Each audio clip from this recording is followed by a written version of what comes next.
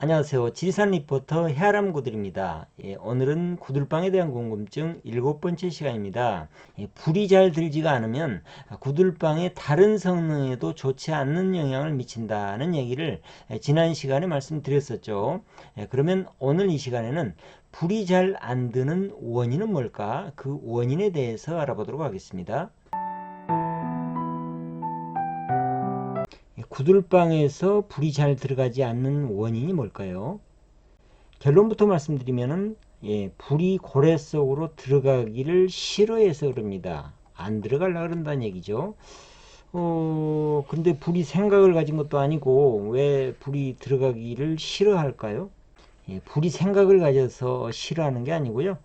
과학적인 원리에 의해서 불이 쉽게 들어갈 수 있는 조건이 못 된다는 얘기죠. 구들방의 설계상 구조나 또는 구들방 내의 고래 속의 환경이 불이 들어가기가 쉽지 않은 구조다, 또는 불이 들어가기가 어려운 환경이다, 이런 얘기입니다.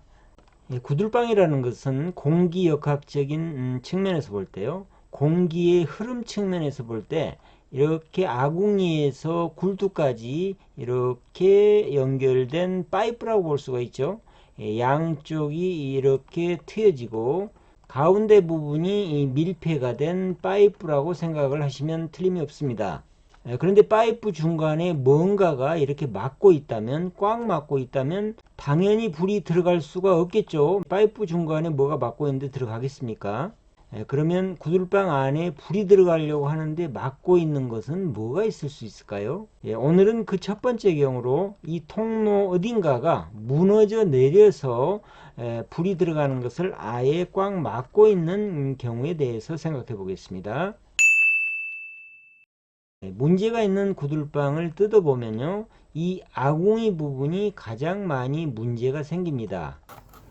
지금 이 경우에는 아궁이 근처에 고래 바닥이 내려앉아서 아궁이 쪽으로 무너져 내린 경우고요.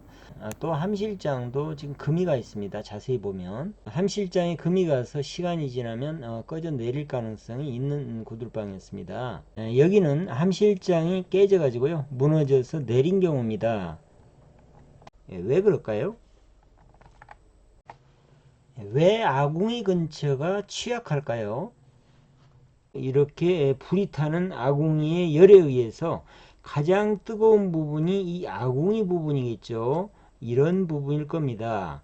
보통의 아궁이 같은 경우 이 아궁이 온도가 약 600도에서 800도까지 올라가고요, 심하면 1000도까지도 올라갑니다. 그리고 이 불목은 약 300도에서 600도까지 올라가거든요. 그러니까 이 부분은, 이 근처 이 부분은 300도에서 600도까지 뜨거워졌다가 다시 식고, 또 뜨거워졌다가 다시 식고, 불을 뗄 때마다 이것을 반복하죠. 그런데 돌이나 벽돌이나 열을 받으면 팽창을 하죠. 이렇게 팽창 수축을 반복을 하게 됩니다. 돌이나 벽돌이나 흙의 입장에서 보면 상당히 극한 조건이죠. 굉장히 극한 조건입니다. 몇백 도를 이렇게 오르락내리락 하는 거죠. 그래서 취약할 수밖에 없겠죠. 그런 상황인데 더군다나 부실 공사를 하거나 적절하지 못한 재료를 썼을 때는 더 문제가 되겠죠. 예를 들어서 이렇게 불이 직접 닿는 곳에 화강암이라는 돌을 쓰면요, 화강암 아시죠? 우리나라에서 제일 흔한 돌이 화강암인데, 화강암을 쓰게 되면 화강암은 500도나 600도 이상에서 한 5번이나 6번 노출이 되면 금이 가기 시작합니다. 왜 그러냐면 화강암은 석영장석 운모라는 세 가지 조합 광물로 이루어져 있죠. 그런데 이것들이 다 선팽창 계수가 틀리거든요. 서로 선팽창 계수가 틀리기 때문에 팽창 수축을 몇 번 하면 금이 가기 시작하는 거죠. 불이 이렇게 직접 닿는 곳에는 화강암을 쓰시면 안 됩니다. 시멘트도 마찬가지죠. 시멘트도 불이 이렇게 직접 닿는 곳에 쓰게 되면 문제가 생길 수 있습니다.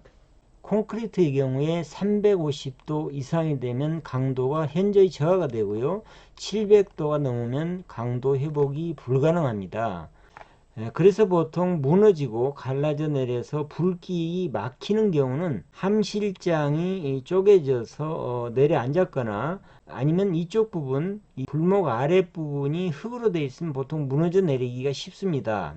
그런 경우가 많이 있죠. 그래서 부실 시공이나 재료를 잘못 썼을 때 무너져 내리고 쪼개지는 경우, 그래서 불길이 막히는 경우가 있고요. 첫 번째. 그 다음 두 번째는 이 고래 바닥이 부동치마를 하는 경우가 있습니다. 부동치마라는 건 뭡니까? 땅바닥이 내려앉는데 치마를 하는데 똑같이 치마를 하지 않고 이쪽은 많이 내려앉고 이쪽은 적게 내려앉았을 때를 부동치마라고 그러죠. 이럴 때 보통 문제가 되죠. 치마를 해도 똑같이 내려앉으면 문제가 안 되는데요. 이런 경우는 문제가 됩니다. 이쪽 고래뚝이 이쪽으로 꺼지면서 방바닥도 같이 꺼지는 경우가 생기죠. 이렇게. 그러면서 고래가 막힐 수도 있습니다. 그 다음 세 번째요.